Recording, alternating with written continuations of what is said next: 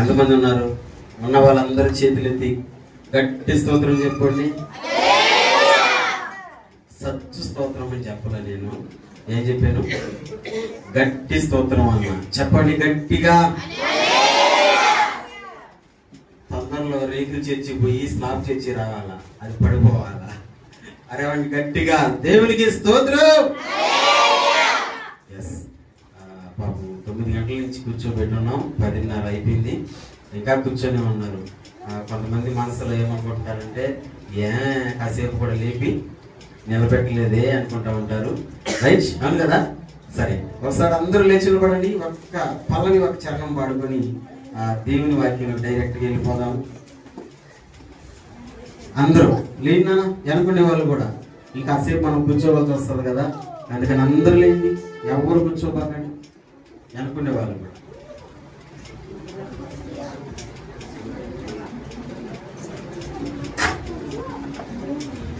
నజరేయుడా నా యేసయ్య అనే పాట అందరికి వచ్చు కదా.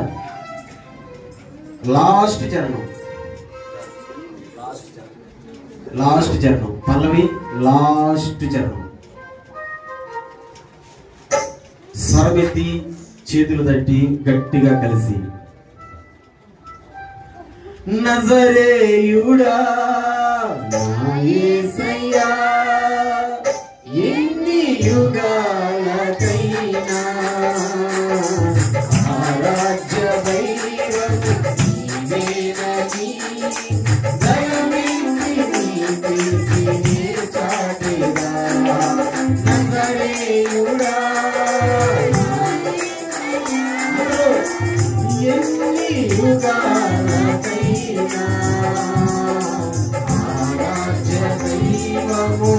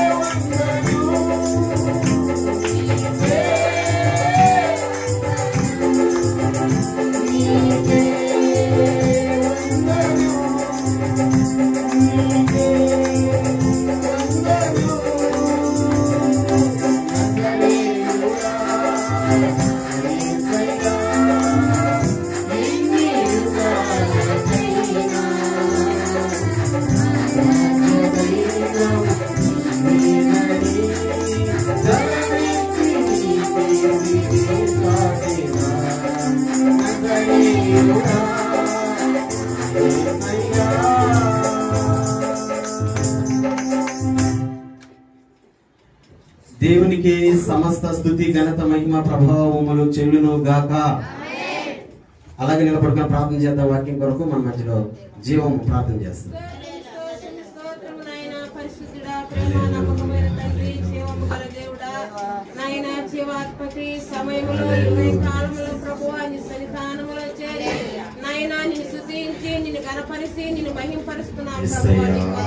స్తోత్రాలు అయ్యా. ఈ ఒక్క నాయనా నీ ఇందులో ప్రభువా నీ సేవకుని నిలబడుకుంటుందిగా నాయన జ్ఞాపకం చేసుకోండి తండ్రి. అయ్యా నీకు వందనాలు స్తుతులు స్తోత్రాలు చెల్లించుకుంటున్నాం. ఏవైతే నీ వర్తమానము నాయన అది నిత్యములంటే నీ మాటలు ప్రభువా, పవిత్రమైన నీ మాటలు ఏమవుతే నీ సేవకుల చేరి నిలబెట్టి మాట్లాడుకోవచ్చున్నావో తండ్రి. స్తోత్రాలు అయ్యా. మేము విని నాయన ప్రకారం అనుసరించి గ్రహించి నడుచుకునే కృప మాకందరికీ దయచేసి మాతో మాట్లాడి యేసయ్య నామములో అడిగి వేడుకుంటున్నాం తండ్రి. ఆమేన్. కూర్చున్నామా అందరూ కూర్చున్నాం.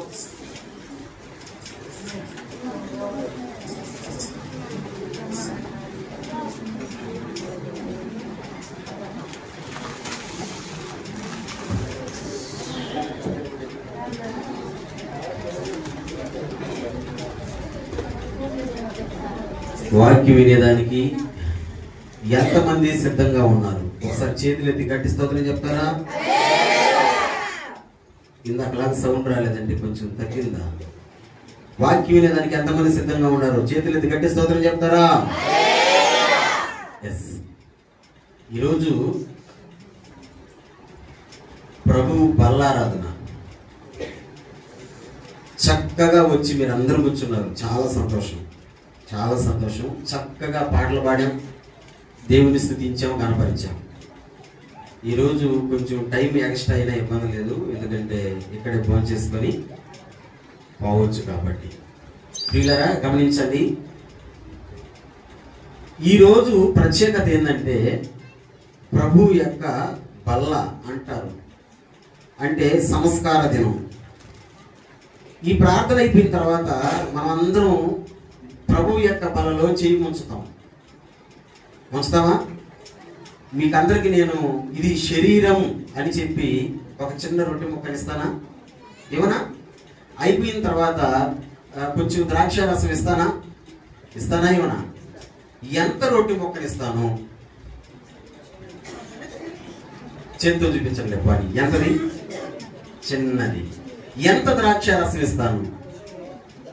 చిన్న గ్లాసు. ఈ సంవత్సరం నుంచి మొదలు పెట్టాం, ఒక చిన్న గ్లాస్. నానా వినాలరా, ఇది మనం ఇప్పుడు చేస్తున్న పద్ధతి. ఇంతకు ముందు యేసు ప్రభు ఉన్నప్పుడు వాళ్ళు తీసుకున్నటువంటి రొట్టె ద్రాక్షారసం ఆ టైపు కాదు.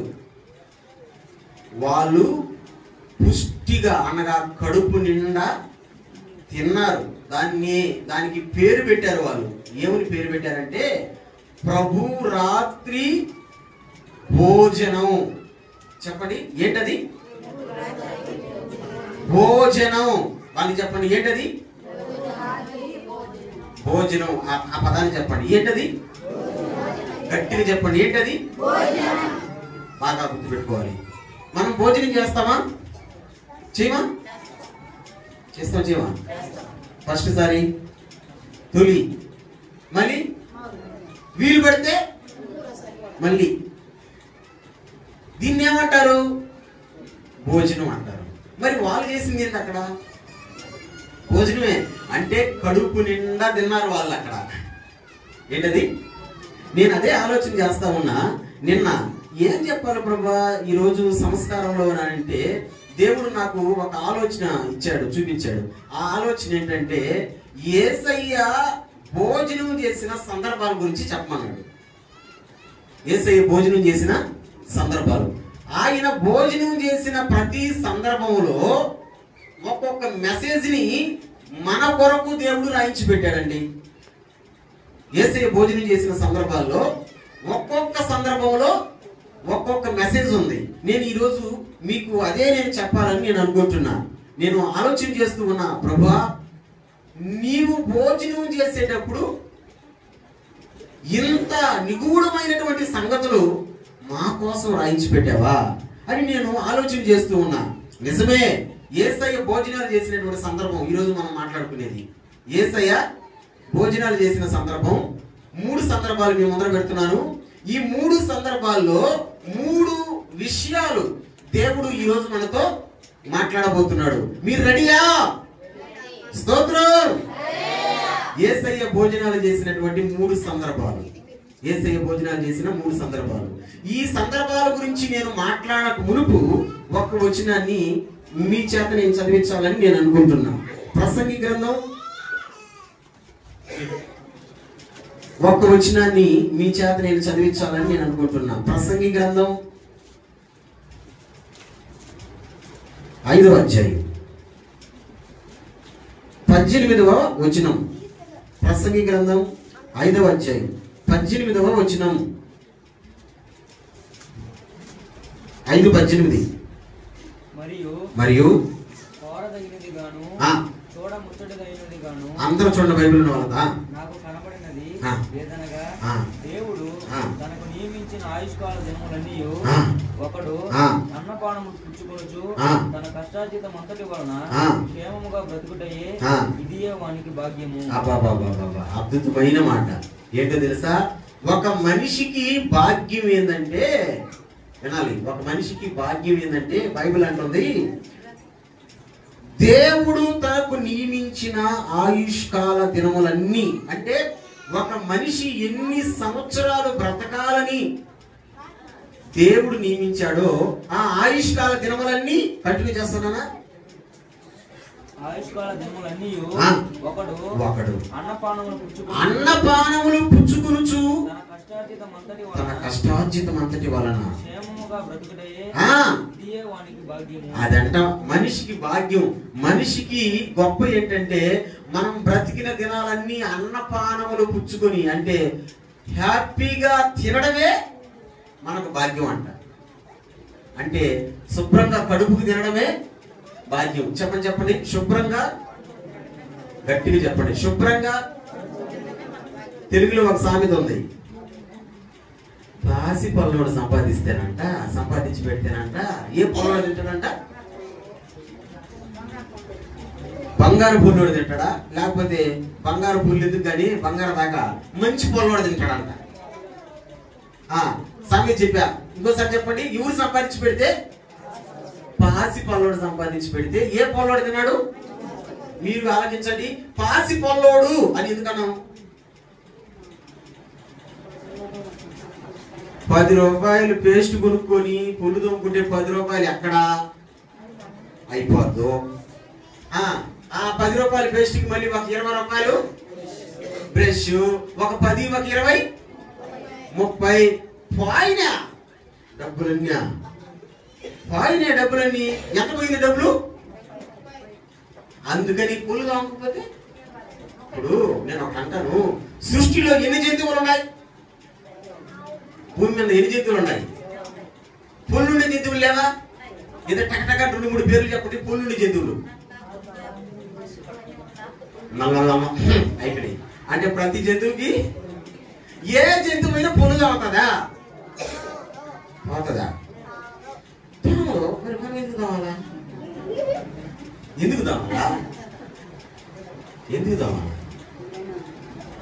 అట్లా అడుగులేరు. 5 జంతువులు అయ్యి ఓటికి తెలీదు.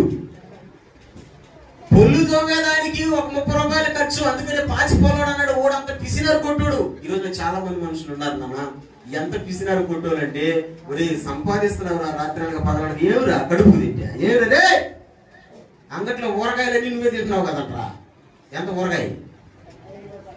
ఏ గట్టిగా మాట్లాడండి. ఊరగాయ ఎంత? కూర చేయాలంటే కూర చేయాలంటే 100. ఊరగాయ అయితే 5 రూపాయలే. సింపుల్. ఎట్ట ఎగిరిపోతున్నాయి ఎగిరిపోతున్నాయి. ఒకవేళ ఊరగాయతో సగించలేకపోతే ఇంకొక 10 రూపాయలు వేసుకో. ఏంటది? అబ్బా ఎంత బాగా చెప్తున్నారు కమ్మగా. జనాలట అలవాటు పడిపోయారు. అంటే ధనాన్ని దాచిపెట్టుకోవడంలో మంచిదే, దాచిపెట్టుకోవాలి, నేను కాదని చెప్పను. కాకపోతే పిసినారితనంగా ఉండకూడదు. నువ్వు దాచిపెట్టి తినకుండా దాచిపెట్టు. ఒక రోజు నీకు ఏదో ఒక జబ్బు రానే వస్తుంది. తీసుకుపోయి పెడుతూ అక్కడ ఎక్కడ ఎక్కించిన సెలైన్ పట్ల ఏరా హాస్పిటల్ బిల్ల. నువ్వు మంచం మీద బెడ్ మీద పడుకున్న బెడ్ బాడు కూడా వస్తాడు నీకు. అప్పుడు నీకు ఏమంటారు తెలుసా? బొమ్మ కనబడుతుంది.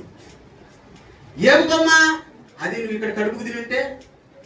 బైబిల్ అదే అంటుంది, ఒక మనిషికి భాగ్యం ఏంటంటే అన్నపానములు తిని సుఖించడం, కడుపుకి తినడం. నేను చెప్తాను సంగమా, బైబిల్లో అమూల్యమైన మాట ఏంటో తెలుసా?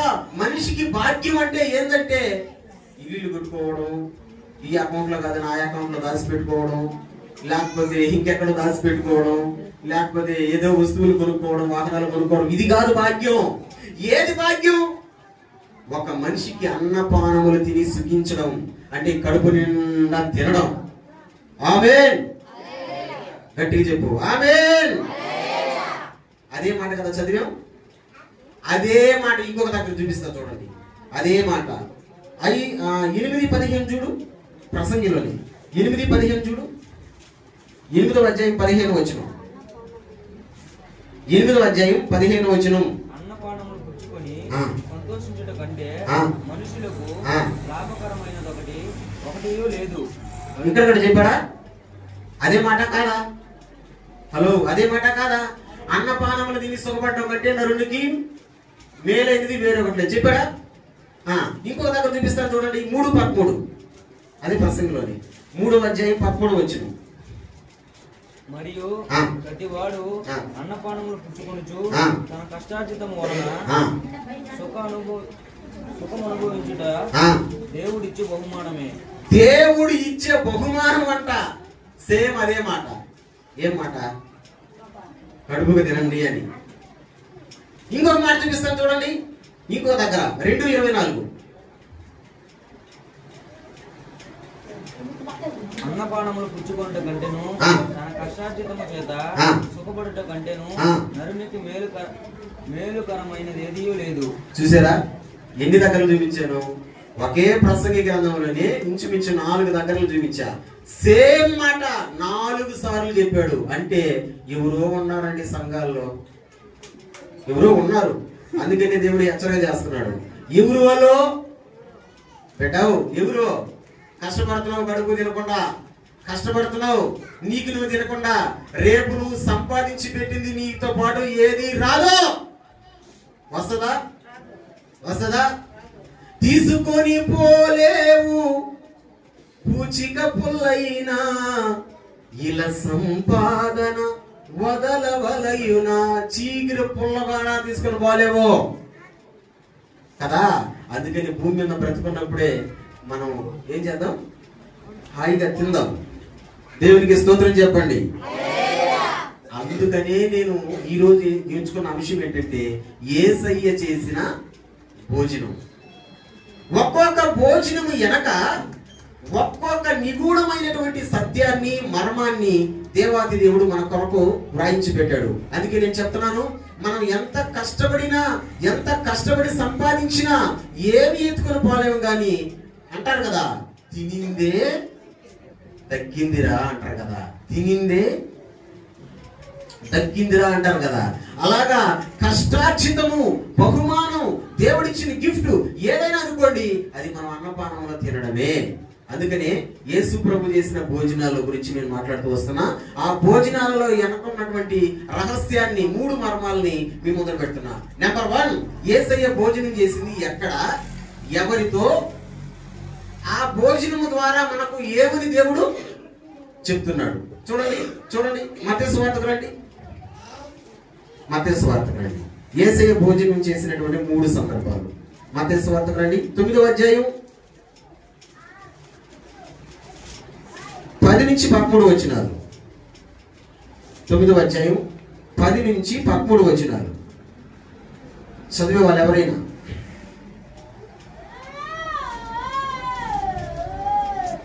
ఇంటిలో భోజనమునకు యేసు కూర్చుని ఉండగా, అందరూ చదివేవాళ్ళే కానీ ఊరు చదవాలి. ఇదిగో సుంకరులను, పాపులను అనేకులు వచ్చి ఆయన యొద్దను, ఆయన శిష్యుల యొద్దను కూర్చుండిరి. పరిసయ్యులు అది చూచి, మీ బోధకుడు సుంకరులతోనూ పాపులతోనూ కలిసి ఎందుకు భోజనము చేయుచున్నాడని ఆయనను అడిగిరి. యేసయ్య భోజనం చేశాడు. ఎవరి మధ్యలో? ఎవరితో? సుంకరులు పాపులతో. గట్టిగా చెప్పండి, ఎవరితో మాట్లాడాలా? నోట్ల నుంచి మాట రావాలా? ఎవరితో?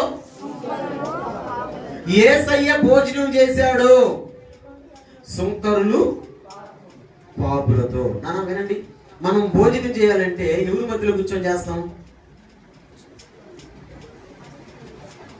బాగా కురుపులు ఉన్నాయి అనుకోడికి, ఆ కురుపుల్లో నీసి నీళ్లు కారుతున్నాయి అనుకో, ఓడిని నీ ముందర కూర్చొని పెట్టి భోజనం చేయంటే చేస్తావా? చేస్తావా? చేస్తావా? ఒకసారి మా మామ, మాకు పిల్లనిచ్చిన మామ పో తింటా ఉన్నాడు. ఆ పోలో పేడ పురుగు వచ్చింది బయటికి, పెద్దది, చిన్నది కూడా కాదు. మీరేం చేస్తారు? చెప్పండి అక్క, చెప్పండి అక్క, ఏం చేస్తారు? పేడ పురుగుని పారేస్తారా, భోజనం పారేస్తారా? భోజనం పారేస్తాం అనే వాళ్ళు ఎంతమంది? అంటే చెయ్యి ఎత్తలేదంటే నేను పేడ పురుగునే పారేసి తింటానని. వాస్తవం చెప్పండి, మందిరంలో ఉన్నాం. భోజనం ఎంతమంది పారేస్తారు? కానీ పేడ పురుగు మాత్రం పారేసే వాళ్ళు ఎంతమంది? చూసారా, మాకు ఈ గిట్టి కూడా ఎత్తలేదు. అంటే మన ఆలోచన ఎట్టుంటదండి, పేడ పురుగు పడిన భోజనంలో మనం ఎందుకు తినాలా? అంత నీట్నెస్ మనం. కానీ మా మామ మాట కాదు కదండి, పక్కన రోజు తినేయలేడు. ఎందుకంటే అది ఏమనుకొని వచ్చిందో పాపం, అందుకే పక్క తీసేసి తినేయలేడు. అది మంచిదేలే, మంచిది కాదని చెప్పలే. మనం ఎంత నీట్నెస్ అంటే, ఇదిగో ఒక చిన్న పురుగు పడ్డ, నేను కూడా తిన్నాను. నేను తినేటప్పుడు కానీ ఎవరైనా వచ్చి అన్నారనుకో, అంటే క్యాకరిస్తున్నారు కదా, చిన్న చిరాకు రాదు. అయితే ఈడ మనిషి తింటుంటే తప్పు కదా. కొంతమంది ఆ దగ్గరకు వచ్చి అంటారు, అమ్మ పడవ ఎక్కడ ఇల్లు సీదేదానికి చూడలేదా? ఇంకొకసారి కుక్కలు కూడా ఎక్కడో కాదు, మనం తింటుంటాం కదా కొన్నిసార్లు బయట తినేటప్పుడు, మన ఎదురుగానే వచ్చి దాని కాల కూర్చొని అవి తీర్చుకుంటుంటాయి. అప్పుడు కూడా ఎట్లా వస్తుందంటే చిన్న కోపం రాదు, అసలు తినేదానికి సగించదు. అంత నీట్నెస్. మనం కలిసి భోజనం చెయ్యాలంటే ఎవరితో అంటే వాళ్ళతో కూర్చొని భోజనం చెయ్యం మనం. కానీ యేసయ్య ఎవరితో కూర్చొని చేస్తున్నాడంట భోజనం? సుంకరులతో పాపులతో కూర్చొని భోజనం చేస్తున్నారంట. అక్కడ ఉన్నటువంటి పరిసయ్యులు తన శిష్యులను అడుగుతున్నారు, యేసయ్య శిష్యులను అడుగుతున్నారు. ఏమని అడిగారంటే, ఎందుకని ఈయన పాపులతోనూ సుంకరులతోనూ ఎందుకు భోజనం చేస్తున్నాడు? యేసయ్య భోజనం చేసిన మొట్టమొదటి సందర్భం ఏంటా సందర్భం అంటే, పాపులతో సుంకరులతో. ఆయన ఒక దగ్గర కూర్చొని ఉన్నాడంటే ఖచ్చితంగా అక్కడ ఏదో ఒక కారణం ఉండే ఉంటాది. మామూలుగా యేసయ్య ఎక్కడ కూడా కూర్చోడు. ఒకవేళ కూర్చున్నాడంటే అక్కడ ఏదో ఒక కారణం ఉంటది. కంటిన్యూ చేద్దామా? వచ్చినాని కింద వచ్చినాని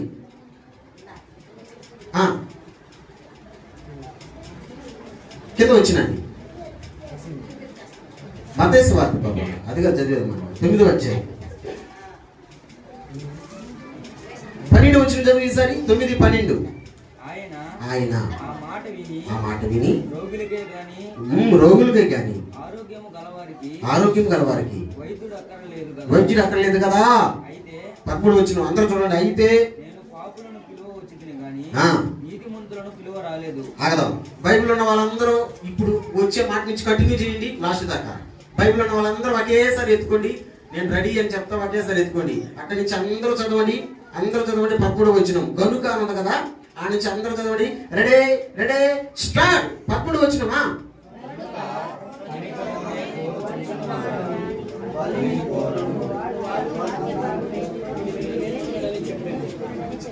ఏం తగ్గిపోతున్నారా? సరే, ఆ ఒక్క పదం చదవండి. ఏంటి ఆ పదం అంటే, కనికరమనే కోరుచున్నాను గాని బలిని కోరను. ఒకసారి ఆ పదం వరకే చదవండి. Ready start. ఆ మెసేజ్ చెప్పేదానికి, ఆ మాట చెప్పేదానికి యేసయ్య అక్కడ కూర్చొని భోజనం చేస్తున్నాడు. ఎక్కడ కూర్చొని? పాపులతో సుంకర్లతో. ఎందుకు యేసయ్య అక్కడ కూర్చోమన్నాడు? ఇప్పుడు మనం ఒకసారి గుర్తు పెట్టుకోండి, ఎవరన్నా ఒకరు ఎక్కడన్నా ఒక దగ్గర కూర్చో ఉంటే మనం ఏమంటాము? ఎందుకు ఆ మనిషి? నాకు ఒక అలవాటు, రాత్రి నేను నిద్రకి పోకముందు ఖచ్చితంగా స్వర్ణముఖి ఏట్లోకి పోయేసి వస్తా. అది అంత టైం అయినా కానీ 9 కావాలి, 10 కానీ, 10:30 కానీ, 11:30 కానీ, మొత్తానికి ఏ టైం అయినా కానీ నేను నిద్రకు పోకపోతే అలా అలవాటు. ఒకసారి 9:30 అయింది. 9:30 ఆ బ్రిడ్జి మీద కూర్చోమన్నా, ఎవరు లేరు, నేను ఒక్కటే కూర్చోమన్నా. వాడిపాలెం ఒక అతను పోతున్నాడు, ఒక పిల్లడు, మీకు అందరూ తెలుసు, పేరు వద్దులే, ఊరు చెప్పేశాక.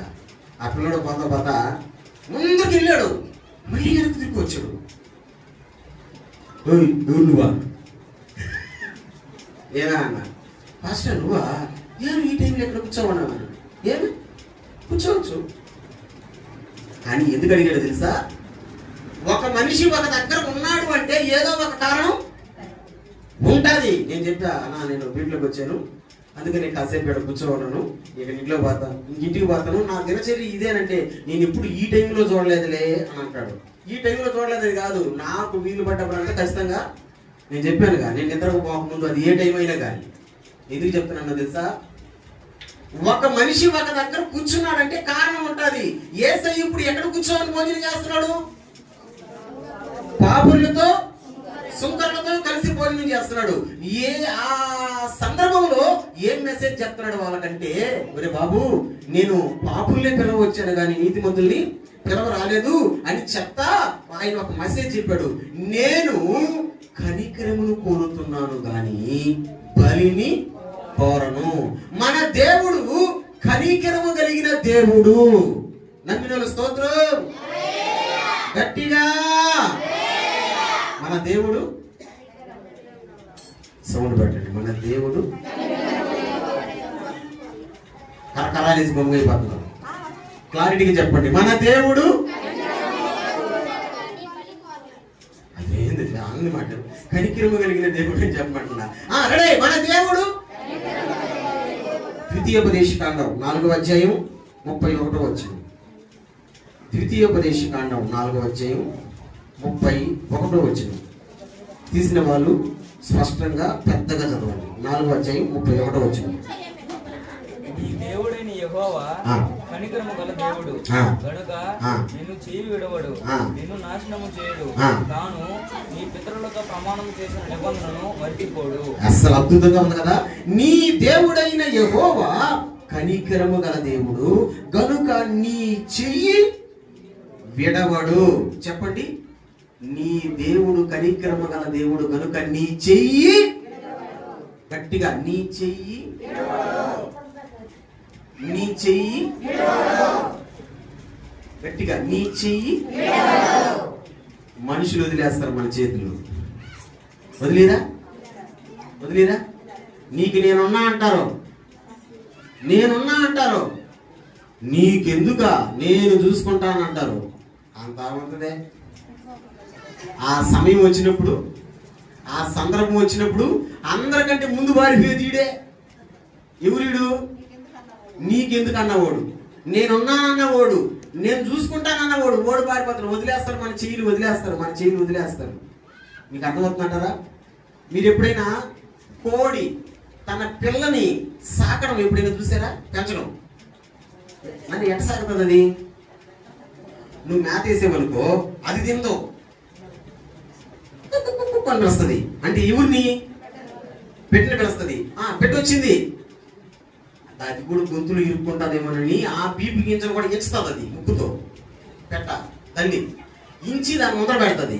అప్పుడు అదేం చేస్తుంది? పెట్ట తింటది. నేను అంటాను, బీపీ వేస్తామంటే పెట్టలే పెడతాను, ఇది ఇప్పుడు తింటదండి. నేను మళ్ళీ అయినా తింటాలే, ముందు ఊరు తినాలా, నా పెట్టలే తినాలి. ఎంత ప్రేమ! నిజంగా తల్లి ప్రేమ మనుషుల్లోనే కాదు, సమస్త జీవరాశుల్లో ఉంది తల్లి ప్రేమ. ఎంత బాగా తింటదో. అదే పిల్ల కొంచెం పెద్దదైందనుకో, ఏ పెట్ట అయితే లేదా ఏ తల్లి అయితే తనకు భోజనం పెట్టిందో, దానికి మేత పెట్టిందో, అదే తల్లి ఏం చేస్తుందో తెలుసా? ముక్కుతో పొడుస్తుంది, తరముతుంది. ఎందుకు జరిగింది? భోదూరంగా ఇప్పుడు దాకా నిన్ను పట్టుకోనున్నా, ఇప్పుడు దాకా నిన్ను సాకా, ఇప్పుడు దాకా నీకు పెట్టా, ఇప్పుడేం చేయాలా? పోదురంట వదిలేసింది చెయ్యి. ఏం చేసింది? కుక్కను చూసారా ఎప్పుడైనా? ఎట్ట సాగుతుందో బిడ్డని, ఎట్ట సాగుతుంది? ఈ బిడ్డ నోరు తెరిచి అడగదు, ముఖం ఉంటది. టైం టు టైం వచ్చిపోతుంటది. అది ఎక్కడికి? బిడ్డల కాడికి. నువ్వు మేత పెట్టి పాపం అది ఆహారం తినకపోని ఆ టయానికి బిడ్డల కాడికి వచ్చి పాలిస్తుంది. మీరు గమనించండి, తల్లి పాలు కుక్క తాగుతున్నంత సేపు ఆ కుక్క పిల్ల ఎట్లుంటదా? పుష్టిగుంటది. మన పిల్లకాయలు కూడా ఎత్తుకొని ముద్దులు ఆడుతుంటది. ఎందుకంటే అంత పుష్టిగా ఉంటది. ఏ పాలు తాగి? తల్లి పాలు తాగి. ఎప్పుడైతే అది కొంచెం పెద్ద అయిన తర్వాత తల్లి చెయ్యి వదిలిపెట్టేస్తుందో, విడిచిపెట్టేస్తుందో, అప్పటి నుంచి కుక్కలు ఏం చేస్తుంది? బాగా సిక్కిపోయి చచ్చిపోతే చచ్చిపోయా. మా ఇంటి దగ్గర ఒక కుక్క పిల్ల ఉంటే భలే పేరు పెట్టాం మేము. ఏం పేరు పెట్టినారా? బ్లాకీ. ఏం పేరు అంటే? నల్లగా ఉన్నది బ్లాకీ. దాన్ని ఎత్తుకొని పక్కలో కూడా పడుకోబెట్టుకొని నిద్రపోయినారు మా పిల్లకాయలు కుక్క పిల్లని. ఎందుకంటే అంత ముద్దుగా ఉండింది. బ్లాకీ కాస్త గెజ్జొచ్చి చచ్చిపోయింది. మామూలుగా కూడా రాలా. ఏ చేతులతో అయితే ఇంట్లోకి తీసుకుని వచ్చి పక్కలో వండేసుకున్నామో ఆ చేతులతో కర్రలు ఎత్తుకొని జరిగినారు పిల్లకాయలు. కొద్ది రోజులు పట్టుకున్నాం, చెయ్యి విడిచేసాం. ఇంకొక చిన్న సందర్భం చెప్పనా? పిల్లి పిల్ల సర్వసాధారణంగా 21 రోజులు కళ్ళు తెరవదు పాపం. అది చిన్న బిడ్డ కదా. ఎట్ట సాగుతుందో తెలుసా? ఎవరైనా కానీ దాని సాయి చూసారంటే దాన్ని ఎత్తుకుని ఇంకొక దగ్గర పెట్టుకుంటది. అదే పిల్లి పిల్ల కొంచెం పెద్దదైంది అనుకో, ఏం చేస్తుంది? ఇక నీకు పాలు కదా ఇచ్చేది అంటది. అంటే ఏదని? తరివేస్తుంటది, తరివేస్తుంటది. ఎందుకు చెప్తున్నానంటే, ఈ సృష్టిలో ఉన్న ఏ మనిషి కావచ్చు, ఏ జంతువు కావచ్చు, కొద్ది రోజులు మన చెయ్యి పట్టుకుంటారు అంతే. తర్వాత మన చెయ్యిని వదిలేస్తారు. కానీ మన దేవుడు కనికరము కలిగిన దేవుడు. నమ్మిన స్తోత్రం చెప్పండి. గట్టిగా చెప్పండి. మన దేవుడు కనికరము కలిగిన దేవుడు. కనికరము కలిగిన దేవుడు నీ చెయ్యి విడవడు. నువ్వు జబ్బుతో పడిపోయి ఉండు, అయినా కానీ విడవడు. నీ పరిస్థితి బాగలేకుండా ఏడుస్తా ఉండు, అయినా కానీ విడవడు. నీ చెయ్యి విడవడు. ఎందుకంటే ఆయన కనికరము కలిగిన దేవుడు. మన మీద ఆయనకి కనికరం ఉంది కాబట్టి విడవడు. ఎవరు విడిచిపెట్టేది చెప్పండి? కనికరము లేని వాళ్ళు వదిలేస్తారు. కనికరము లేని వాళ్ళు వదిలేస్తారు. ఎంతో మంది ఈ రోజున దేవునికి దూరం అయిపోతున్నారు. దేవుని మందిరానికి రాకుండా దూరం అయిపోతున్నారు. దేవుని సన్నిధికి రాకుండా దూరం అయిపోతున్నారు. ఒకప్పుడు చర్చిలో పండేసుకుని ఏడ్చారు బిడ్డల కోసం. అయ్యా నా బిడ్డ చచ్చిపోతాడు, అయ్యా పాస్టర్ గారు ప్రార్థన చేశాం. కొద్ది రోజులు చెయ్యి పట్టుకొని ఉండేరు. ఇప్పుడు ఏం చేశారు తెలుసా? వదిలేశారు. చెయ్యి వదిలేశారు. ఎందుకు వదిలేసావు నువ్వు చెయ్య అంటే? కనికరము నీలో లేదు కాబట్టి చెయ్యి వదిలేస్తున్నావు. కనికరము కలిగిన ఏ మనిషి అయినా సరే చెయ్యి విడవను గాక విడవడు. నమ్మిన స్తోత్రం చెప్పండి, గట్టిగా చెప్పండి. కనికరము కలిగిన ఏ వ్యక్తి కూడా చెయ్యి విడవడు. నువ్వు చెయ్యి విడిచేస్తున్నావంటే నీలో ఏమి లేకుండా పోతుంది? కనికరము లేకుండా పోతుంది. అందుకని నేను చెప్తున్నాను, దేవుడు ఒక మంచి మెసేజ్ చెప్తున్నాడు. సుంకరులతో పాపులతో కలిసి భోజనం చేసేటప్పుడు యేసయ్య చెప్పిన మెసేజ్ ఏంటో తెలుసా? నేను కనికరము కలిగిన దేవుడిని. కాబట్టి మనం కూడా ఎట్లుండాలా? కనికరము కలిగి ఉండాలా. కసాయోళ్ళంగా చెప్పు గట్టిగా. కసాయోళ్ళంగా గట్టిగా చెప్పండి. కసాయోళ్ళంగా గట్టిగా చెప్పండి. కసాయోళ్ళంగా ఎలా ఉండాలో? కనికరము కలిగి ఉండాలా. యేసయ్య ఒక అద్భుతమైన ఒక మాట చెప్పాడు, మీకు చూపిస్తా చూడండి. మత్తయి సువార్త 5వ అధ్యాయం 7వ వచనాన్ని ఒకసారి చూద్దాం. మత్తయి సువార్త 5వ అధ్యాయం 7వ వచనాన్ని ఒకసారి చూద్దాం. తీసిన వాళ్ళు ఎవరైనా చదివింది 5:7. కనికరము గలవారు ధన్యులు, వారు కనికరము పొందుదురు. నాతో పాటు చెప్పండి ఈ మాట. మత్తయి సువార్త 5:7 కనికరము గలవారు ధన్యులు, వారు కనికరము పొందుదురు. చిన్న చిన్న పదాలు చెప్పాలా? సరే, చిన్న చిన్న పదాలు చెప్తా. కనికరము గలవారు ధన్యులు, వారు కనికరము పొందుదురు. ఎవరంట? నీకు కనికరం ఉంటే, అంటే జాలి గుణం నీకుంటే, నీవు కూడా ఇతరులు నీ మీద కూడా జాలి చూపిస్తాడు. ఒక చిన్న ప్రశ్న పబ్లిక్ అడిగేస్తున్నా, చెప్తారా సమాధానం? చెప్పండి. ఇంట్లో భార్య కావచ్చు, కూతురు కావచ్చు, స్త్రీలు అనబడిన వాళ్ళు చాలా మంది ఉంటారు కదా, చాలా కష్టం చేస్తుంటారు కదా. చేస్తారా? చేయరా? ఎప్పుడైనా వాళ్ళని చూసి మగవాళ్ళు అయ్యో నా భార్య, నా కూతురు, అయ్యో ఎంత కష్టపడుతుందో అని ఎప్పుడైనా అనిపించిందా మీకు? నువ్వు చెప్పమ్మా, నువ్వు కొమ్ముగా ఉన్నమా, మీరు చెప్పండి మీసాల వాళ్ళు అందరూ చెప్పండి అన్నారు. ఎప్పుడైనా అనుకున్నారా? వారి బయటికి చెప్పకపోయినా మీలో మీకు అనిపించిందా? అనిపించలేదా? అయ్యో అని అనిపించలేదా? అనిపించలేదంటే ఒక్క రోగాడు లేదు, ఏమి లేదు. నాకు అనిపిస్తుంది నిజంగా, బలిపెట్టి మీద గుర్తు నిలబడుకుని అబద్ధం చెప్పను అనిపిస్తుంది. ఎందుకంటే చాలా పనులు చేసి పెడతా ఉంటారు కదా, అనిపిస్తుంటది అయ్యో అని అనిపిస్తూ ఉంటది. అనిపించాలా? ఈ కనికరం మనకు ఉండాలా? ఈ కనికరం చాలా మంది కుటుంబాల్లో, కొన్ని కుటుంబాల్లో పురుషులు అంటే మగవాళ్ళు స్త్రీలకి సహాయం చేస్తుంటారు. చేస్తారా? చేయరా? వాళ్ళని చూసి మిగిలిన వాళ్ళు ఎగతాలు చేస్తారు. ఒరే వీడు ఏదో తేడా ఉన్నట్టున్నాడు రా అని. తేడా కాదు, ఆ భార్య మీద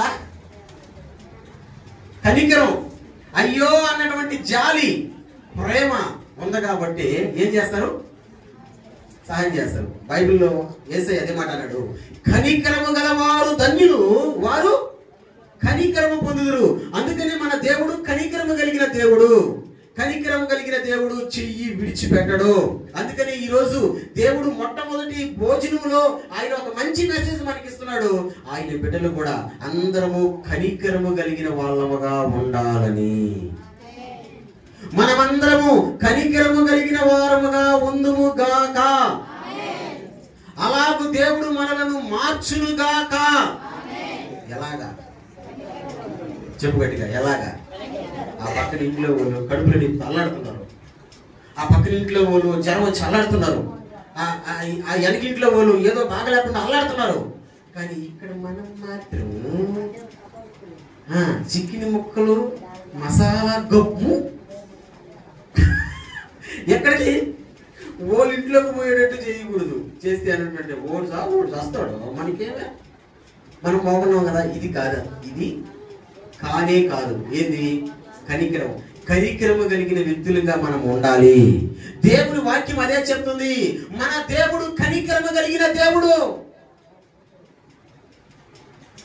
యేసయ్య దగ్గరకు ఆయన మాటలు వినాలని ఉదయం వచ్చేసారట జనాలు. పొద్దుపోతా ఉంది.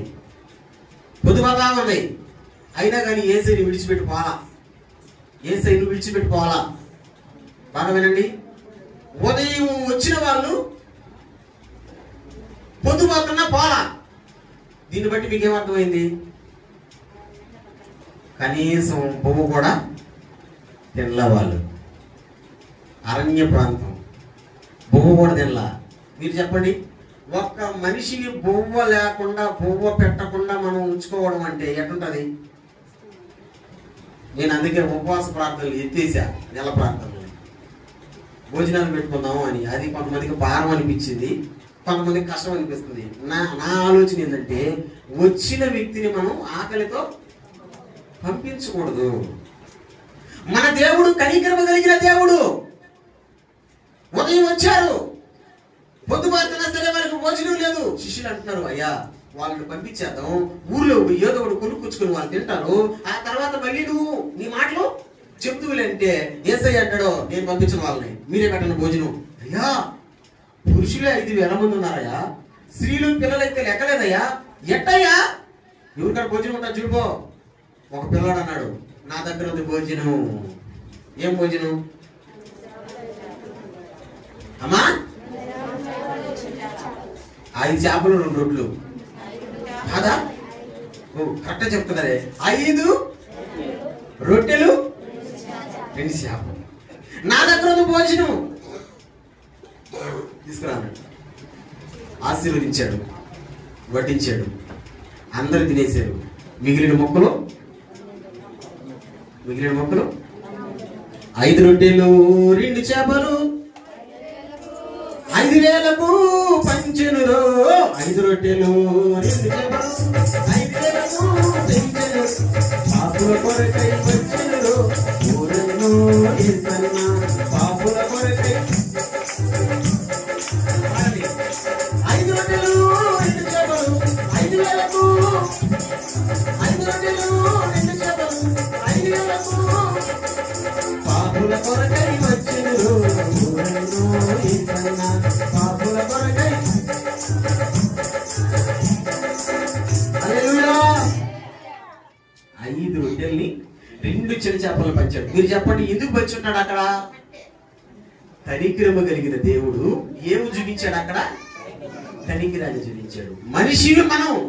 మనుషులు మనం మనిషికి ఏముండాలా? ఖచ్చితంగా కనికరం ఉండాలా, కనికరము ఉండాలా. ఆ కనికరము నీకుంటేనే నీవు కూడా దేవుని చేత కనికరించబడతావు. నేను ఒక మాట చెప్పనా, మనం అరిసి కొట్టుకుంటున్నాం, ప్రార్థన చేస్తున్నాం, గట్టిగా బాధపడిపోతున్నాం, అయినా కానీ దేవుడు ఎందుకు కనికరించడం లేదో తెలుసా? మనలో లేదది. ఏమి లేదు? కనికరం లేదు. మనలో కనికరం లేదు కాబట్టి ఆయన కూడా కరుణించడం లే, ఆయన కూడా కనికరించడం లే. నేను అదే చెప్తున్నాను, దేవుని కనికరాన్ని మనం పొందుకోవాలి. చెప్పు, దేవుని కనికరాన్ని గట్టిగా, దేవుని కనికరాన్ని. ఇప్పుడు ఒక అద్భుతమైన మాట చూపిస్తా, మీరు చాలా జాగ్రత్తగా దాన్ని రాసి పెట్టుకోండి. దేవుని కనికరాన్ని మనం పొందుకోవాలంటే ఏమి చేస్తే దేవుని కనికరాన్ని పొందుకోగలం? చూడండి, మనం చాలా సార్లు చదివిన మాట, సామెతల గ్రంథం చాలా సార్లు చదివిన ఆ మాటని మళ్ళీ చూపిస్తాం. చూడండి 28వ అధ్యాయం. దేవుని కనికరాన్ని మనం పొందుకోవాలంటే ఎలా పొందుకుంటాం? 28వ అధ్యాయం 13వ వచనం చదువుదామా? అతిక్రమములను దాచిపెట్టువాడు వర్ధిల్లడు, వాటిని ఒప్పుకొని విడిచిపెట్టువాడు కనికరము పొందును. దేవుని కనికరం మనం పొందుకోవాలంటే అక్కడ చూడండి, అతిక్రమములను దాచిపెట్టువాడు వర్ధిల్లడు. 2వ లైన్, వాటిని ఒప్పుకొని విడిచిపెట్టువాడు కనికరం పొందును. ఈ రోజు సంస్కార ఆరాధనలో ఒకవేళ నువ్వు ఏదన్నా అతిక్రమం చేస్తుంటే, అంటే ఏదన్నా తప్పు చేస్తుంటే, ఏదన్నా పాపం చేస్తుంటే ఒప్పుకో, విడిచిపెట్టు. మళ్ళీ చెప్తున్నా, ఒప్పుకో, విడిచిపెట్టు. చెప్పు, ఒప్పుకో, విడిచిపెట్టు. అప్పుడు నిజంగా దేవుని కనికరాన్ని పొందుకుంటావు. దేవుని కనికరం నువ్వు పొందుకోవాలంటే ఈ రోజే నీ అతిక్రమం ఏదో నాకు తెలియదు. ఏంటి? నాకు తెలియదు, ఎవరికి తెలియదు. కొన్ని మనం చేసే పనులు, కొన్ని మనం చేసే పాపాలు, కొన్ని మనం చేసే తప్పులు ఎవరికి తెలియదు, మనకే తెలుసుంటాయి. వాటిని కూడా ఏం చేయాలా? ఒప్పుకో. ఈరోజు వచ్చేవగా మందిరంలోకి, బల్లారాధనకు వచ్చేవగా, సంస్కారానికి వచ్చేవగా, వచ్చిన నువ్వు ఒప్పుకో. ప్రభువా, నా తాగుడు అలవాటు ప్రభువా, నా జోదం అలవాటు ప్రభువా,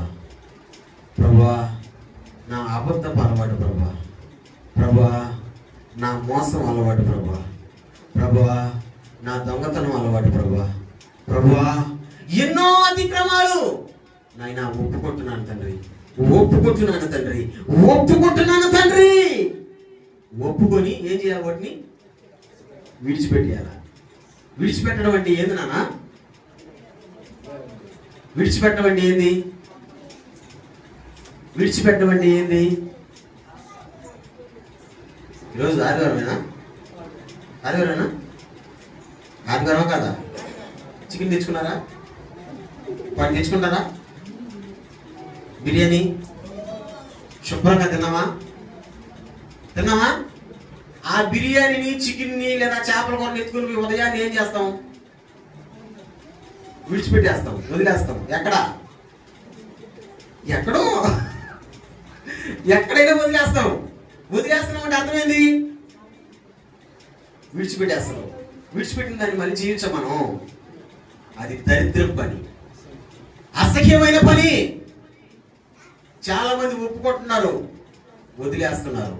మంచిదే, ఒప్పుకుంటున్నారు, వదిలేస్తున్నారు, మంచిదే. వదిలేసిన దాన్ని మళ్ళీ చేస్తున్నారు. కుక్క కంటే హీనమైన బ్రతుకది. ఒప్పుకున్న తర్వాత వదిలిపెట్టాయి, అప్పుడు దేవుడి కనికరాన్ని పొందుకుంటావు. నువ్వు ఒప్పుకున్నావు, మళ్ళీ ఎందుకు చేస్తావు దాన్ని? ఒకసారంట ఒక రైతు పైరుకు వస్తా ఉన్నాడంట. పాము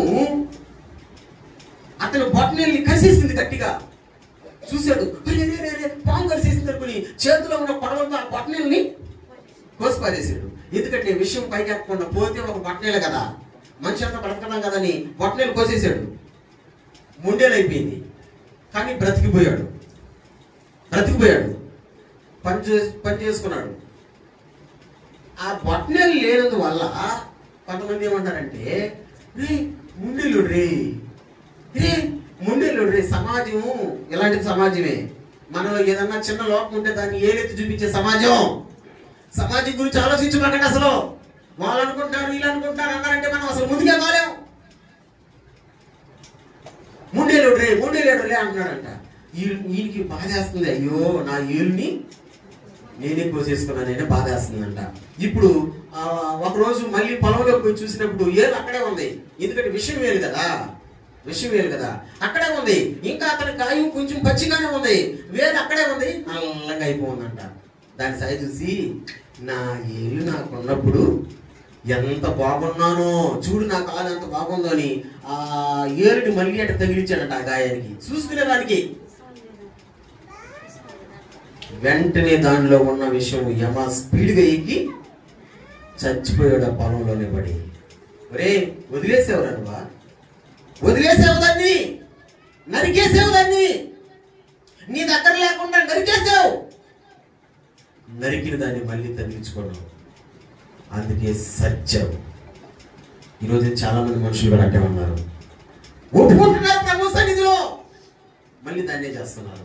నేను చేయనయ్యా అని ఒప్పుకుంటున్నారు, మళ్ళీ చేస్తున్నారు. దేవుడు ఎట్ట కనికరిస్తాడు నిన్ను?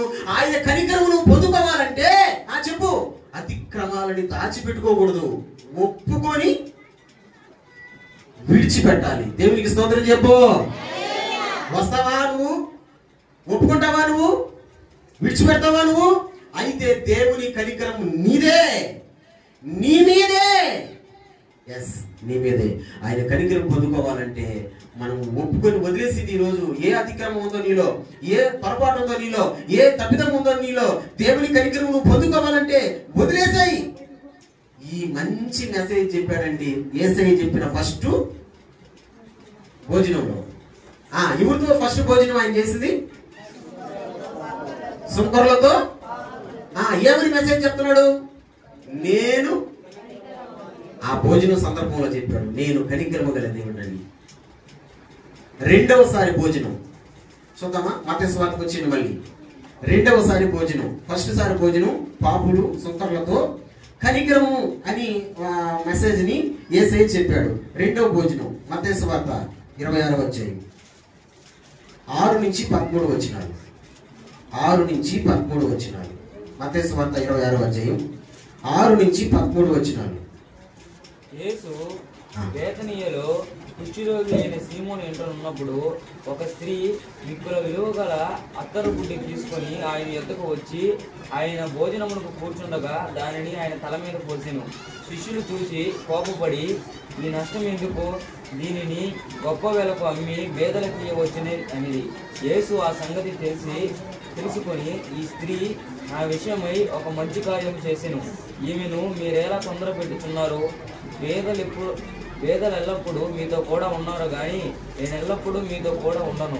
ఈమె ఈ అత్తరు నా శరీరము మీద పోసి నా భూస్థాపన నిమిత్తము దీన్ని చేసెను.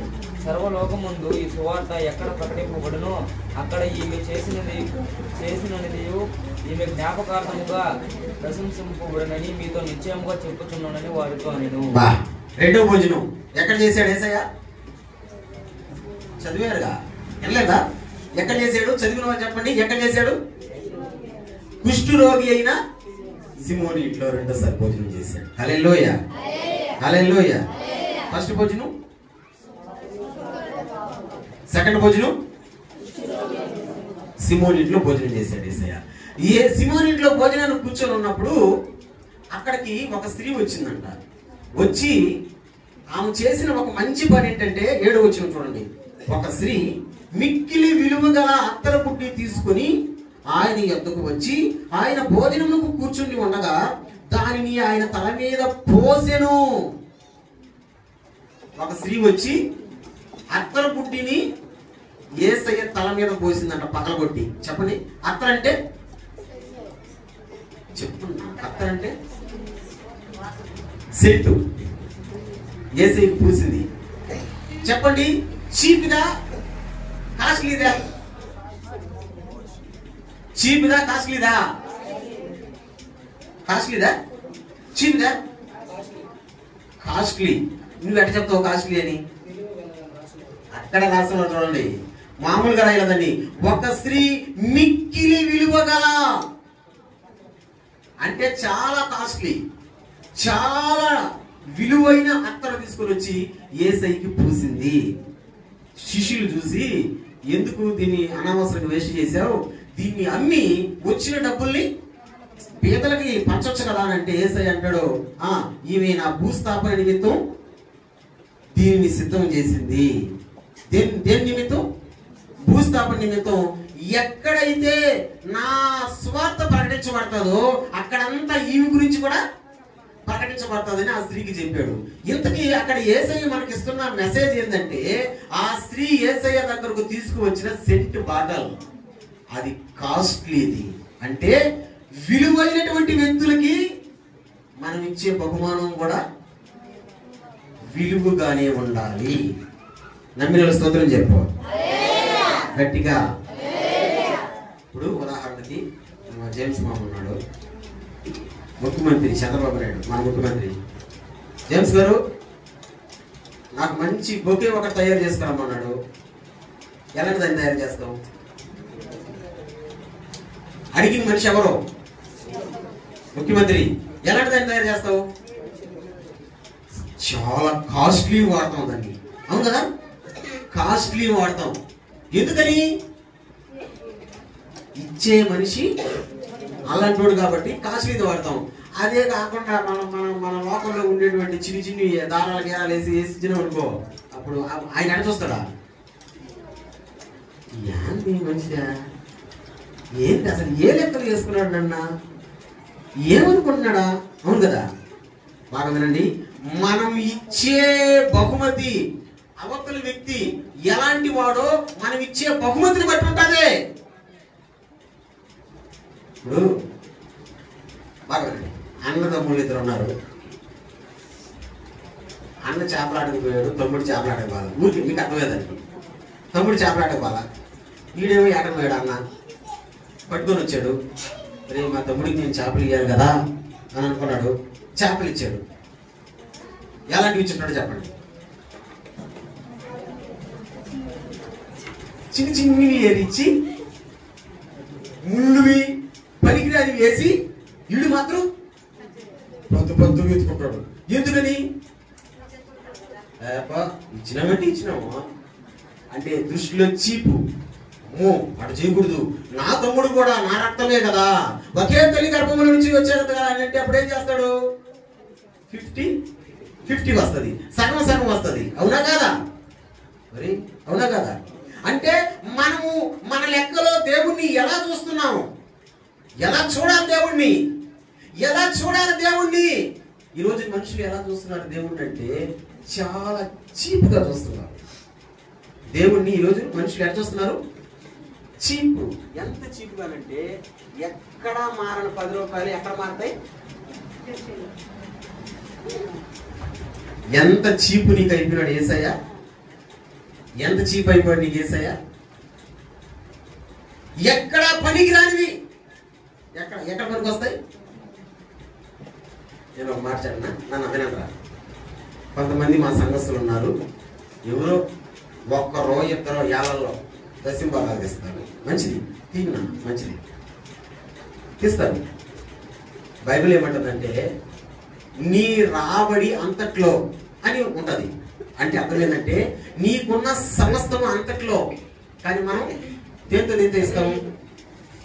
ఉదాహరణకి మన ఇంట్లో దానిమ్మ చెట్టు ఉంది, ఆపిల్ చెట్టు ఉంది, ఊరికే అర్థమైందని చెప్తున్నా. సొరకాయ చెట్టు కూడా ఉంది. దానిమ్మ చెట్టు కాయలు కాసింది, ఆపిల్ చెట్టు కాయలు కాసింది, సొరకాయ కూడా కాయలు కాసింది. నువ్వు ఏ కాయలు తీసుకొని వచ్చేస్తావు దేవునికి? చాలా సింపుల్గా చెప్పేశారు కదా. దేనికి ఇస్తావు? ఏమి దానిమ్మ ఇవ్వచ్చు కదా. అది విలువైనది, ఆయనకి ఏది ఇచ్చేదే. కాబట్టి ఏమి ఇవ్వాలా? పనికిరానిది ఇవ్వాలా. అంటే సొరకాయని తీసేయడం లేదు, అసలు అదే మంచిది ఆరోగ్యానికి. ఆ విషయం మనకు తెలియదు. నిజంగానన్నా? ఎందుకు నేను చెప్తున్నానో తెలుసా? విలువైనటువంటి దేవుణ్ణి మన దృష్టిలో విలువగానే చూడాలా. ఈ స్త్రీ చూసింది యేసయ్యని. ఎట్లా చూసిందంటే ఆ దేవుడు విలువైన దేవుడు కాబట్టి నేను కూడా మనం ఇచ్చే ప్రతిదీ విలువగానే ఉండాలా. అల్లాటప్పాగా చెప్పండి, అల్లాటప్పాగా చెప్పండి, అల్లాటప్పాగా.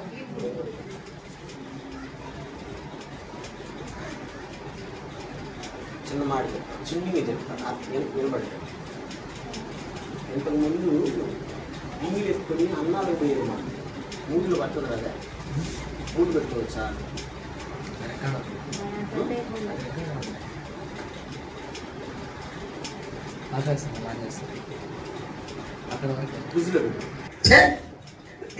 ఇది కూడా ఇదేనా? ఇది కూడా అదేనా? నచ్చలా, పావడం మానేసా, నచ్చలా. ఎందుకు చెప్తున్నానంటే దేవుణ్ణి మనం ఏ దృష్టితో చూస్తున్నాం, ఏ కోణంలో చూస్తున్నాం. నువ్వు చీప్ గా చూస్తున్నావా దేవుణ్ణి? యేసయ్య కుష్ఠరోగి అయిన సిమోను ఇంట్లో భోజనాన్ని కూర్చున్నప్పుడు యేసయ్య మనకు రెండో మెసేజ్ ఇస్తున్నాడు. ఆయనను చూసే చూపు విలువగానే ఉండాలా. దేవుడు ఎలాంటి వాడు తెలుసా? ఆయన ఉండే స్థలం ఎలాంటిదో తెలుసా? ఆయన ఉండే స్థలం తెలుసా ఎలాంటిదో? ఇప్పుడు మన ఇళ్లలో టైల్స్ ముక్కలు వేసుకున్నాం అనుకో, చూసే జనాలు ఏమంటారా? వీళ్ళు బాగా ఉండే ఊళ్ళు, అంతే కదా, టైల్స్ ముక్కలు వేసుకుంటే. కానీ ఆయన ఉండే స్థలంలో దగదగ మెరయు సూర్యకాంతి వలె జ్వలించుచున్న దైవ నగరమందు. ఆయన నగరం దగదగ మెరిసిపోతుంటదంట. చెప్పండి, దగదగ మెరిసేది ఎక్కడ? ఏది మెరుస్తుంది దగదగ? మా పాస్టర్ చెప్తుంది, ఏం మెరుస్తుంది? బంగారం మెరుస్తుంది. అంటే ఆయన నగరంతా బంగారమే, సువర్ణమే, బంగారమే. ఉండే నగరమే బంగారం అయితే దాంతో నివాసం ఉండే ఆయన ఇంకా కాస్ట్లీ. అంత కాస్ట్లీ దేవుణ్ణి నువ్వు ఎట్ట చూస్తున్నావు బిడ్డ? నీ దృష్టిలో ఎట్ట కనబడుతున్నాడు ఆయన? నువ్వు ఏ దృష్టితో చూస్తున్నావు? నువ్వు ఏ కోణంలో చూస్తున్నావు? చీప్ గా చూస్తావా? విలువ కలిగినటువంటి అత్తరును తీసుకొని వచ్చి ఆయన తలకు పూసింది. ఆయన తలకు పూసింది. యేసు ప్రభు అన్నాడు,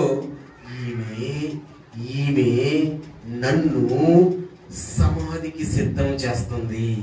అంటే నా కర్తవ్యాన్ని నాకు చెప్తుంది, జరగబోయేదాన్ని చెప్తుంది. కాబట్టి నా సువార్త ఎక్కడైతే ప్రకటించబడుతుందో అక్కడంతా ఈమె సువార్తను కూడా ప్రకటించాలని యేసయ్య ఆమెను గురించి చెప్పాడు. నేను చెప్తున్నాను బిడ్డ, మనము దేవుణ్ణి చూసేటప్పుడు అలాగే చూడాలి, చీపుగా చూడకూడదు. ఇప్పుడు చెప్పండి, చీపుగా చూస్తే ఏమవుతుంది? మత్తయి సువార్త 26 వచ్చాయి 15 వచ్చిన చూడు. మత్తయి సువార్త 26 వచ్చాయి 15 వచ్చిన చూడు. నేను ఆయనను మీకు అప్పగించిన ఎడల 14 నుంచి 14 అప్పుడు 12 మందిలో ఒకడు ఇస్కరియోతు యోధ ప్రధాన యాజకుల యొద్దకు వెళ్ళి, నేను ఆయనను మీకు అప్పగించిన ఎడల నాకేం ఎత్తురని వారిని అడిగాను. అందుకు వారు 30 వెండి నాణెములు కూర్చి వానికి ఇచ్చిరి. ఇస్కరియోతు యోధ యేసయ్యను చూసిన దృష్టి బాగమేనండి. ఇస్కరియోతు యోధ యేసయ్యను చూసిన దృష్టి ఏ దృష్టితో చూశాడు? ప్రధాన యాజకుల దగ్గరికి వెళ్ళంట, నేను ఆయన్ని మీకు అప్పగించేస్తాను గానా, నేను ఆయన్ని పట్టించేస్తాను గానా, మీరు నాకేమిస్తారు అని అంటే ఏమిచ్చారు వాళ్ళు? ఇన్ని 30 వెండి నాణ్యాలు. చెప్పండి చెప్పండి, ఎన్ని నాణ్యాలు? గట్టిగా చెప్పండి, ఎన్ని వెండి నాణ్యాలు? ఆ స్త్రీ ఎట చూసింది, ఈడెట చూస్తున్నాడు? 30 వెండి నాణ్యాలకి యేసయ్యని అమ్మేశాడు. ఎంత చీపు వీడి దృష్టిలో యేసయ్య. ఏ కోణంలో చూస్తున్నాడు యేసయ్య? యేసయ్యను చీపుగా చూస్తున్నాడు. 30 వెండి నాణ్యాలకు అమ్మేశాడు. మొత్తానికి వాళ్ళు పట్టుకుని పోయి ఏం చేశారో తెలుసా? సిలువ ప్రాణికేసి దానికి లాక్కొని పోతా ఉండేటప్పుడు అప్పుడు గుండె పగిలిపోయింది, పశ్చాత్తాపడ్డాడు, ఏడ్చాడు. అయ్యా నిరపరాధిని పట్టించాను అయ్యా, వదిలేయండి అన్నాడు. వదలతారు వాళ్ళు? ఒక్కసారి దొరికితే వదలరు కదా, వాళ్ళు వదల్లా. పశ్చాత్తాపానికి లోనై చెప్పండి చెప్పండి, ఎట్ట చచ్చిపోయాడు? ఉరేసుకొని చచ్చాడు. ఊరిలో నుంచి కిందకి దించితేనంట కింద పడి పొట్ట పగిలి పేగులు బయటకు వచ్చాయి. అతి భయంకరంగా చచ్చాడు. ఎవరు? Cheap mentality.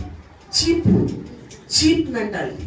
ఈ రోజున చాలా మంది కూడా ఎలాంటి మెంటాలిటీతో ఉన్నారంటే చీప్ మెంటాలిటీ. నానా ఒక్క విషయం మీరు గుర్తుపెట్టుకోండి, మనిషిని అంచనా వేయాలంటే, ఒక మనిషిని అంచనా వేయాలంటే వాడు వేసుకునే డ్రెస్, వాడు వాడే వస్తువులు, వీటన్నిటిని బట్టి అంచనా వేస్తాడు.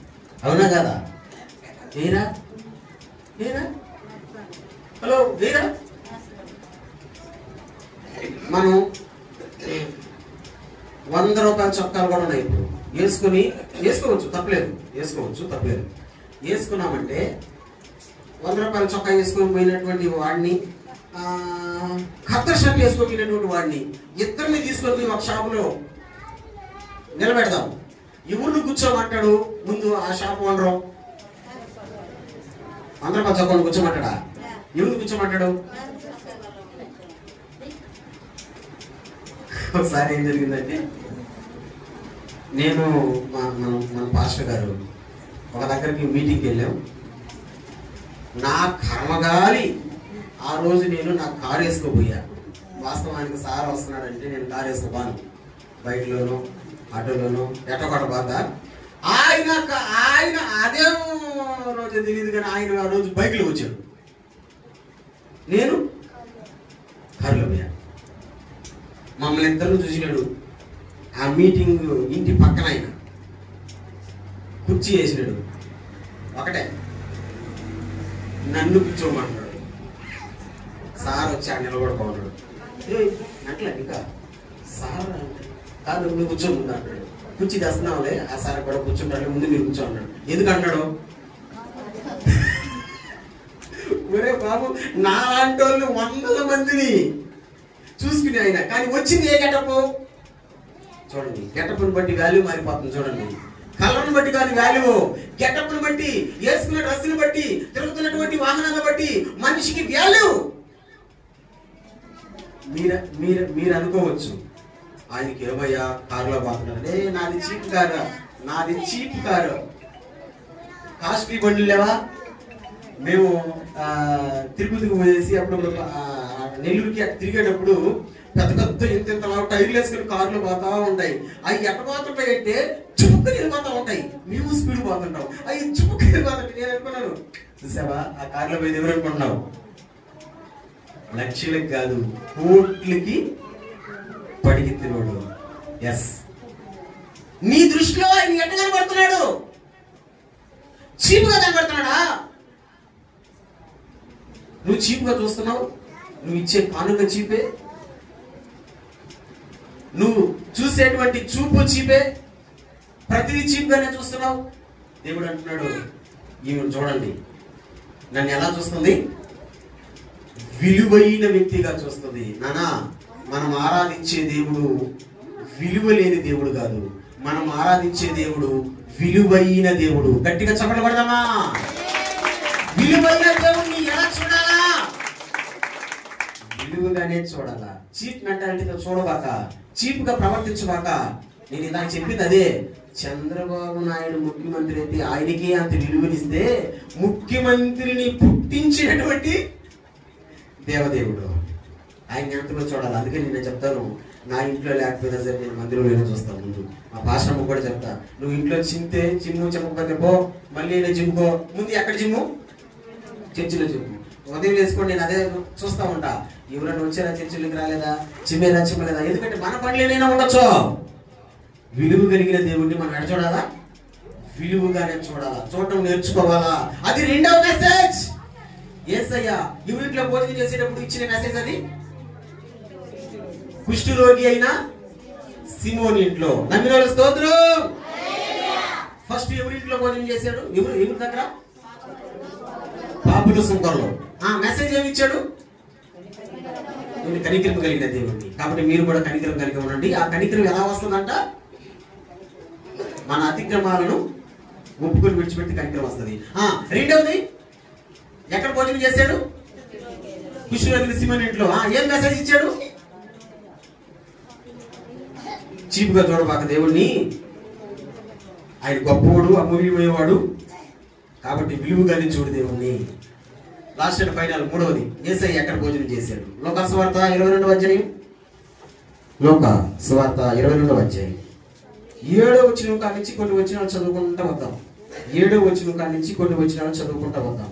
లోక సువార్త 22వ అధ్యాయం 7వ వచనం కాడి నుంచి కొన్ని వచనాలు చదువుకుంటూ వద్దాం. పస్కా పశువును వధింపవలసిన కుడియని రొట్టెల దినము రాగా యేసు పేతురును యోహానును చూచి, మీరు వెళ్ళి మనము భుజించుటకై పస్కాను మన కొరకు సిద్ధపరచుడని వారిని పంపెను. వారు, మేము అక్కడ సిద్ధపరచబోతున్నామని ఆయనను అడుగగా, ఆయన, ఇదిగో మీరు పట్టణంలో ప్రవేశించినప్పుడు నీళ్లకుండా మోసుకొని పోవచ్చున్న ఒకడు మీకు ఎదురుగా వచ్చును. అతడు ప్రవేశించి ఇంటిలోనికి అతని వెంట వెళ్ళి, నేను నా శిష్యులతో కూడా పస్కాను భుజించుటకు విడిది గది ఎక్కడున్నదని బోధకుడు నేను అడుగుతున్నాడని ఇంటి యజమానితో చెప్పుడి. అతడు సామాగ్రి గల ఒక గొప్ప మేడ గది మీకు చూపించును, అక్కడ సిద్ధపరచుడని వారితో చెప్పెను. వారు వెళ్ళి ఆయన తమతో చెప్పినట్టు కనుగొని పస్కాను సిద్ధపరిచిరి. ఆ గడియ వచ్చినప్పుడు ఆయనతో కూడా అపోస్తులను పంక్తిని కూర్చుండేది. అప్పుడు ఆయన, నేను శ్రమపడక మునుపు మీతో కూడా ఈ పస్కాను భుజింపవలనని మిక్కిలి ఆశపడుతుంది.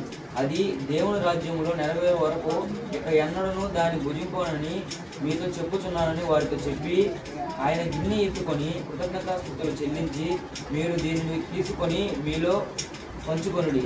ఇక మీదట దేవుని రాజ్యము వచ్చే వరకు నేను ద్రాక్షరసము త్రాగునని మీతో చెప్పుచున్నాను. నేను పిమ్మట ఆయన ఒక రొట్టె పట్టుకొని కృతజ్ఞతాస్తుతులు చెల్లించి దాన్ని విరిచి వారికి ఇచ్చి, ఇది మీ కొరకు ఇవ్వబడుచున్న నా శరీరము, నన్ను జ్ఞాపకము చేసుకున్నటకు దీనిని చేయుడని చెప్పాను. మూడో భోజనం.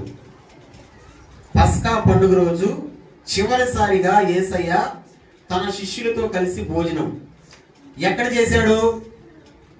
పస్కా పండుగ వచ్చిందంట. శిష్యులు అడుగుతున్నారు, బోధకుడా పస్కా పండుగ వచ్చేసింది, మనం ఈ పస్కా పండుగని ఎక్కడ జరుపుకోవాలా అని అంటే యేసయ్య అన్నాడు, ఇదిగో మీరు ఆ గ్రామంలోకి పోండి. ఆ గ్రామంలోకి పోతుండగానే నీళ్ల కుండ మోసుకుని పోయే ఒక వ్యక్తి మీకు కనబడతాడు. నీళ్ల కుండ మోసుకొని పోయే వ్యక్తి మీకు కనబడతాడు. ఆ వ్యక్తి అనగానే పోండి, ఆయన ఒక మేడ గది అంటే ఒక గది చూపిస్తాడు. అక్కడ పోయిన తర్వాత మీరు అడగండి, బోధకుడు పస్కా పండుగ చేసుకోవాలంట అంటే ఒక సామాగ్రి ఉన్న ఒక గదిని మీకు చూపిస్తాడు. ఆ గదిలో మనం పస్కాను చేసుకుందాం అన్నాడు. అలాగే శిష్యులు వెళ్ళారు, నీళ్లకుండా మోసుకొని పోతున్న ఒక వ్యక్తి కనపడ్డాడు. ఆయన అడిగారు, అడిగేసరికి ఒక గదిని చూపించారు. చూపించిన తర్వాత ఆ గదిలో కూర్చొని అక్కడ చివరిసారిగా భోజనం చేస్తున్నాడు యేసయ్య. భోజనం చేస్తూ ఒక మాట అన్నాడు, ఇదిగో మనం అందరం కలిసి చేసేటువంటి చివరి భోజనం. ఇంకా మళ్ళీ భోజనం చేసేది ఎప్పుడంటే మనం అందరము దేవుని రాజ్యంలో కూడుకున్నప్పుడు. అప్పటి వరకు ఈ పస్కా విందు అనేది లేదు, ఉండదు అని చెప్పి అప్పుడు ఒక రొట్టెను పట్టుకున్నాడు.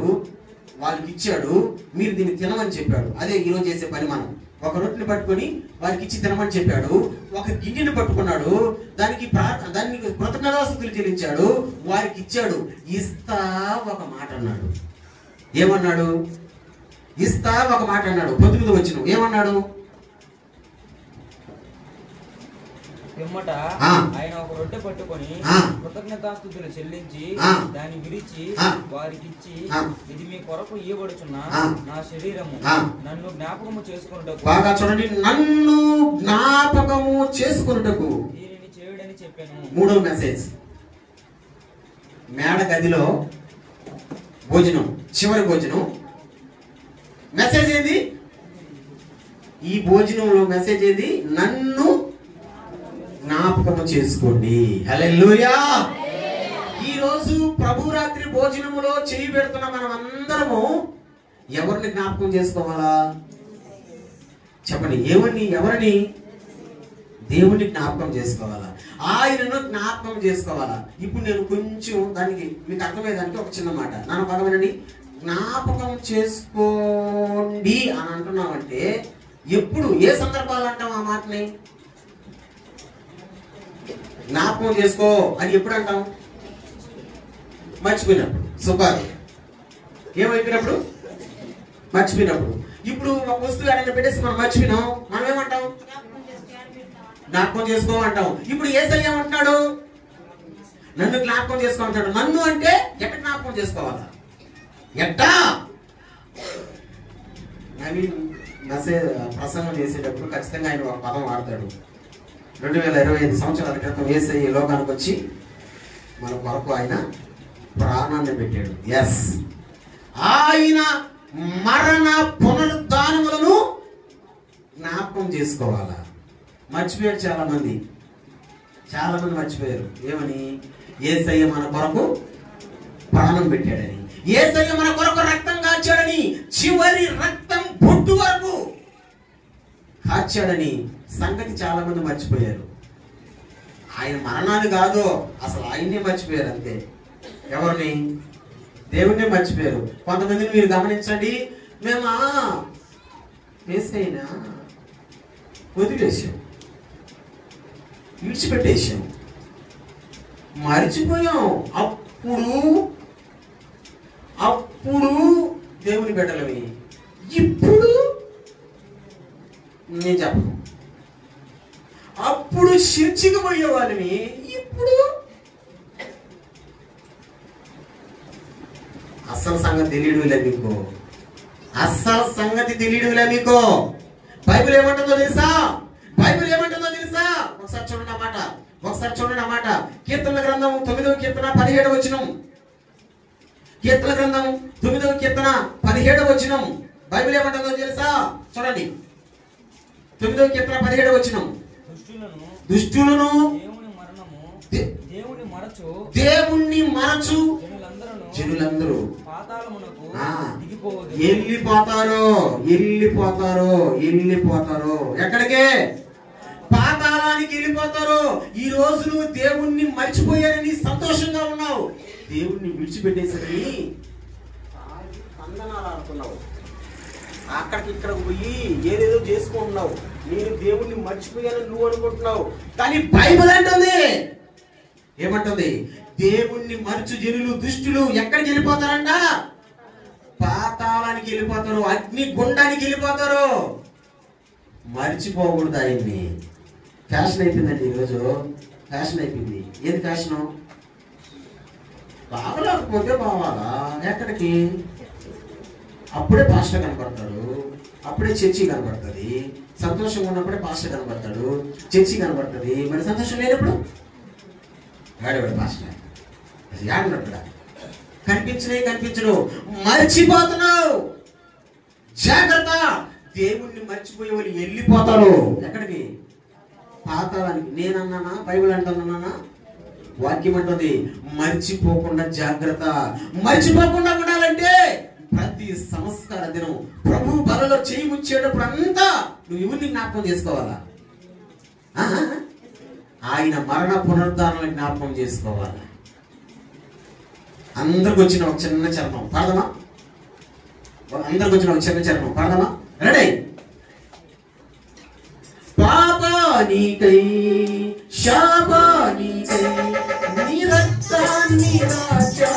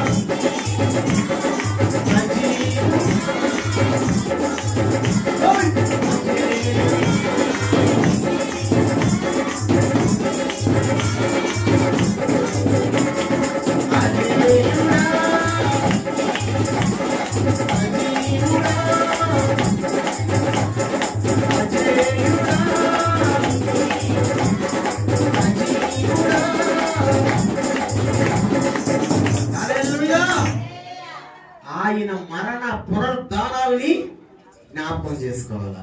మన కోసం మరణించాడు ఆయన. ఎవరు మరణించలా, మన కోసం ప్రాణం పెట్టాడు ఆయన. ఇంకెవరు ప్రాణం పెట్టలా. దీన్ని జ్ఞాపకం చేసుకోవాలా ప్రతి సంస్కారంలో.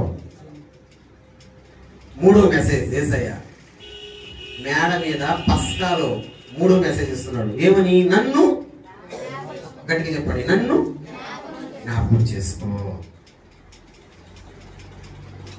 3 భోజనాలు, 3 మెసేజ్లు చెప్పేశా. ఫస్ట్ భోజనం పాపుల సుఖంతో భోజనం. మెసేజ్ ఏమిచ్చాడు? కనికరం కలిగి ఉండండి, నేను కనికరం కలిగి. రెండవ భోజనం కుష్ఠరోగి సిమోన్ ఇంట్లో. ఆ మెసేజ్ ఏమిచ్చాడు? చీప్ గా చూడబాక, దేవుణ్ణి ఎడ చూడబాక, చీప్ గా చూడబాక, ఆయన విలువైన వాడు కాబట్టి ఎడ చూడాలా, విలువగానే చూడు. మూడో భోజనం పస్కా కదా, మేడగది, గుర్తుపెట్టుకోండి, మేడగది మీద భోజనం. చెప్పండి చెప్పండి, మెసేజ్ ఏమి ఇచ్చాడు? ఆయన జ్ఞాపకం చేసుకోవాలి. ఈ 3 మెసేజ్లు దేవుడు మనకి ఇచ్చాడు, ఈ 3 భోజనాలు. కాబట్టి ఎక్కడైనా మనం ఆయన చెప్పిన, ఆయన ఇచ్చిన మెసేజ్ని గట్టిగా పట్టుకుందాం. అవును ప్రభువా, నేను మీరు జ్ఞాపకం చేసుకుంటాం ప్రభువా. ఇన్ని రోజులు నిన్ను చీపుగా చూసాం ప్రభువా, ఇక మీదట నిన్ను చీపుగా చూడు. విలువ కలిగిన వాడు కదా, విలువైనటువంటి అత్తరముడిని తీసుకొచ్చిన స్త్రీలాగా మేము కూడా ఉంటాం ప్రభా. తల వంచండి, ప్రార్థించేద్దాం. విన్న మాటలను బట్టి తల వంచండి, ప్రార్థించేద్దాం. నా ప్రియ సహోదరి, ప్రియ సహోదరుడా, ఈ సమయమందు దేవుని వాక్యం విన్నటువంటి ప్రియ బిడ్డ జ్ఞాపకం చేసుకో. ఆయన భోజనాలు ఇచ్చిన మెసేజ్లు. ఈ లోకంలో ఏదైనా మంచిది మనిషికి ఉందా, మనిషికి ఉపయోగమైనది, భాగ్యమైనది ఏదైనా ఉందా అంటే అన్నపానములు తిని సుఖించుట. కడుపు నిండా అన్నం తిను, అదే నీకు దక్కింది. లాస్ట్కి ఇంకెంత ఉన్నా నువ్వు తినకుండా సంపాదించి పెట్టేవాడు ఏదో కూడా తింటాడు, అదంతా దండగే, వేస్ట్. ఇకనైనా గుర్తుపెట్టుకో, జ్ఞాపకం చేసుకో, ప్రార్థించేద్దాం. మధ్యలో